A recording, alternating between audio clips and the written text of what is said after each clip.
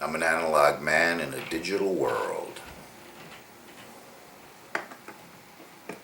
Poetry, one of my favorite subjects. Let's read some, won't we? I got a little ditty here, and let's just dig right in. We are here to be respected. We are here to be nasty. Like blood-stained bedsheets. In case you forgot, women don't choose when or if they get their periods. Exclamation point. Trust me. If we could, we would. Exclamation point. We don't like throwing away our favorite pairs of underwear. Exclamation point. That's a better thank you. Now, this little bit of brilliance comes to us from a young lady named Nina Mariah Donovan, 19, out of Frankfort, Tennessee. And it was recited for the world's ears by one Ashley Judd, famous Hollywood actress. At the women's rally yesterday, I guess it was kind of in opposition to Donald Trump being our new president. And I wanted to talk to you about some of the content of this beautiful piece of prose. And I'm not going to go into the, the base imagery, the basest of imagery, really, of this this work of art. What I want to talk to you about is just a few sentences that pop out. The first sentence, a bit of a demand, says, "We are here to be respected." Okay. We are here to be respected. The way I understand respect is that firstly, it's a two-way street. Usually, I get some, you get some. Sort of like a deal-making opportunity, whereas it goes both ways. So, in order to be respected, you have to respect other people.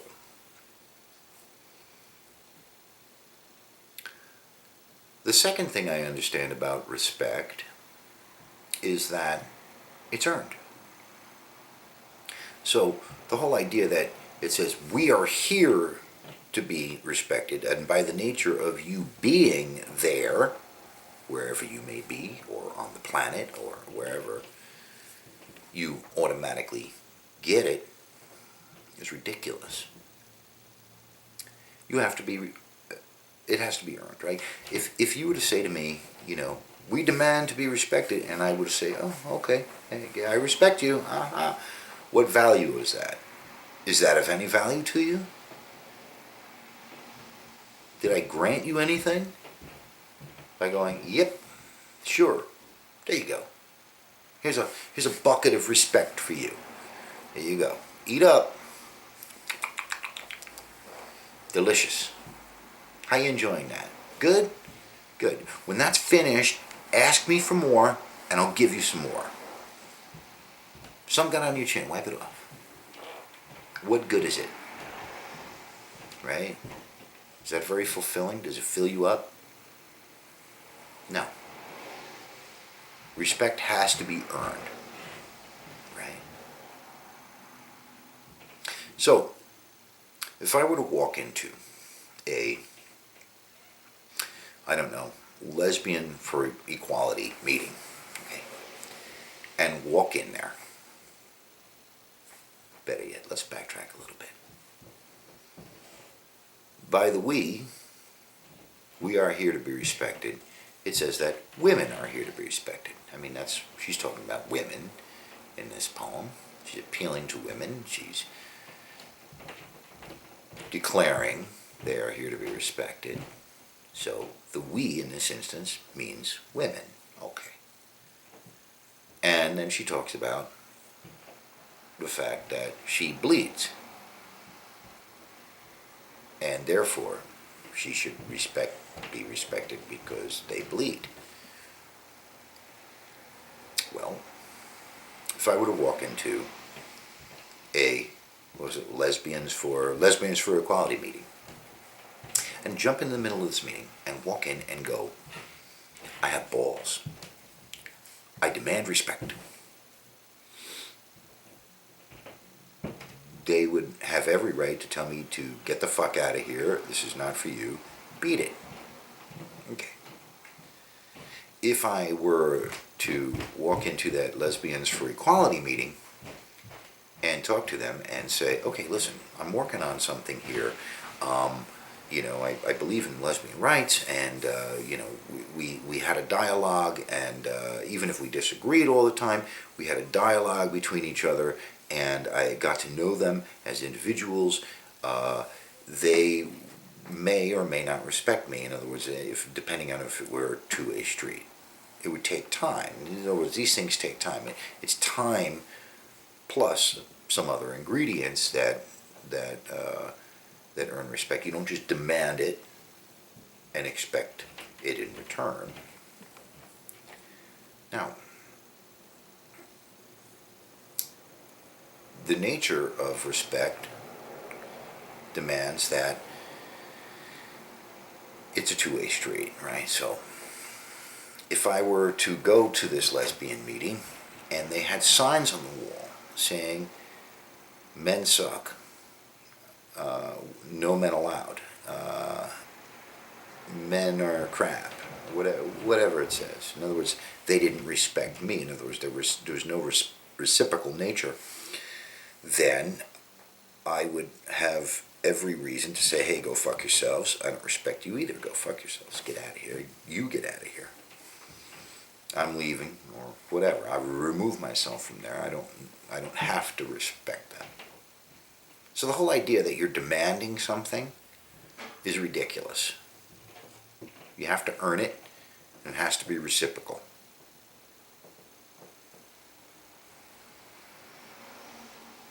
There's something else too, that I think is missing from the analysis so far, and that is the we portion.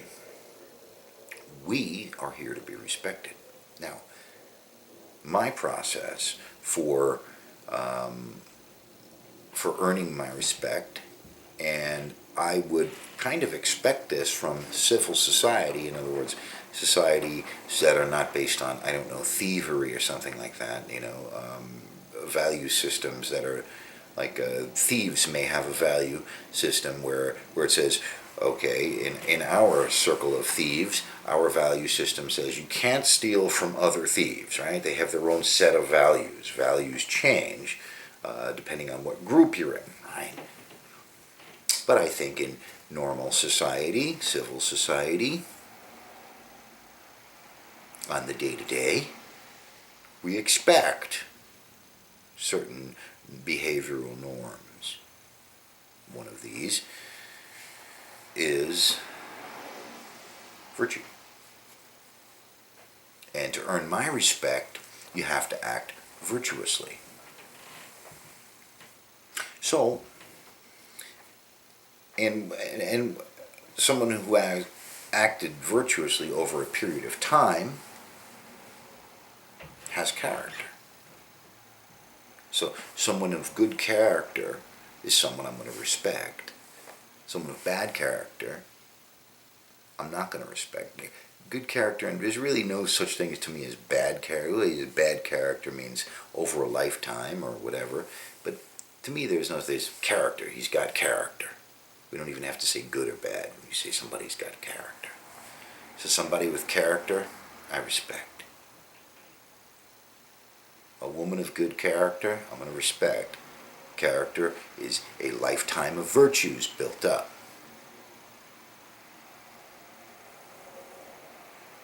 Virtuous behavior, virtuous words, virtuous deeds. It's very difficult to get that if you're 10 years old. I'll respect the fact that you're 10 years old but I will not respect, you will not be fully developed. You will not earn my full respect as a human being until you've earned character. Male, female, whatever. Now when this poem says, we are here to be respected, this author, this Nina Mariah Donovan woman, is automatically saying we are here to be respected means that all of the women in the entire world have character. And we're demanding you respect us because we are women and we have ponies and we bleed. Well, I don't expect women, a woman, to respect every man on the planet. Why should I be, in turn, expected to respect every woman on the planet?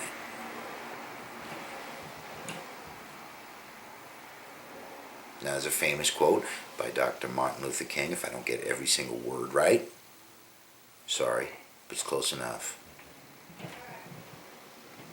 I dream of a day where people shall be judged not by the color of their skin, but by the content of their character.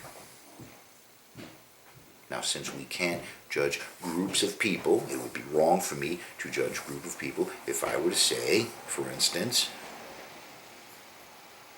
all black people suck shit by the nature of their blackness. You would have every right to look at me and say, you're an asshole. Hashtag not all, this guy's an asshole. No, you must judge people individually. Otherwise, it would be easy and you would have no argument against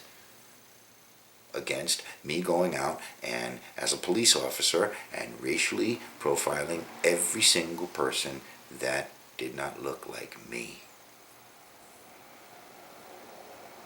If one holds true, then the opposite must hold true. If we judge people as a group as good or bad, then we have to judge people from another group as good or bad, right?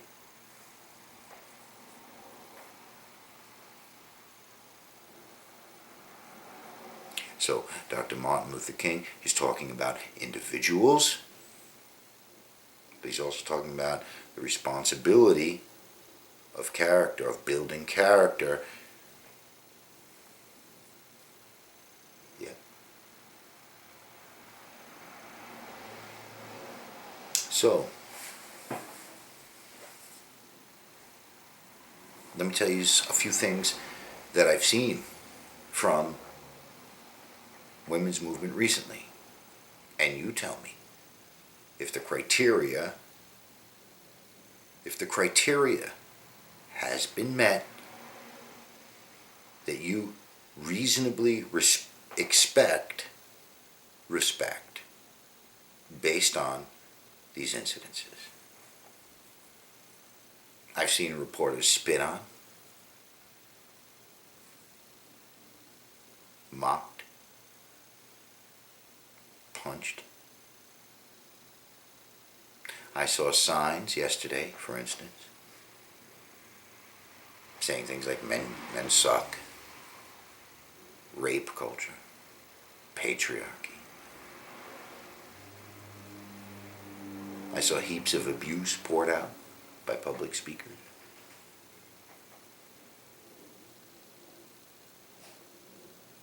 I've seen over the years, in addition to that, I saw other women who did not agree with the entire feminist platform excluded from the parade. Women that wanted to be there, had something to say about Donald Trump, but didn't fit into the narrative. I saw them completely excluded. In other words, the right to life women. They were excluded from the parades. I saw that. So we know there's not a lot of reciprocity. In other words, you don't respect everybody. I saw that. I've seen people of great character recently just destroyed because they don't fit the mold. Whether you like her or not, Sarah Palin has great character. The person of morals, person of virtue, and you destroy her because she doesn't fit your narrative. This is not a virtuous act. You didn't stand up for them, did you? You didn't stand up for Ann Coulter. You're not going to stand up for Kellyanne Conway. You're already attacking her. And she's a person of great character. Great virtue. Phyllis Schlafly. Phyllis Schlafly, who had great character, great virtue. Who represented women. And a lot of women. Didn't agree with everything you had to say, but represented women and a lot of women. But didn't fit the mold. You go after people like Ben Carson. He's a black man. Doesn't fit the mold. So you go after him. Try to destroy him. Because he doesn't fit your mold. This is not virtuous. There's something else.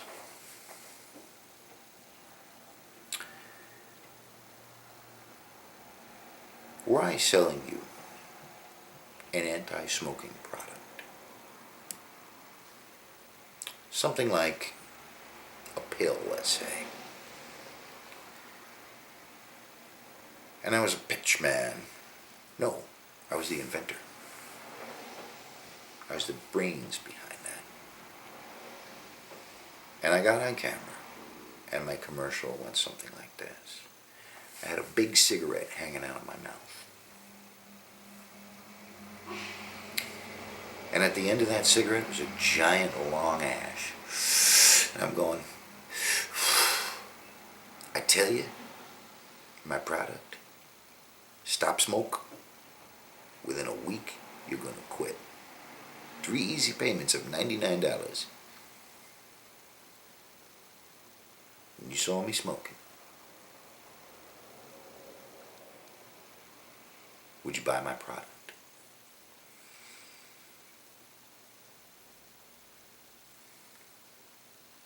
It's a yes or no question. It's an easy one. You wouldn't. You'd have to be quite the idiot to buy my product. Well, why would you think that people who are listening to The Pitch from an unvirtuous spokesperson like Madonna would buy your product?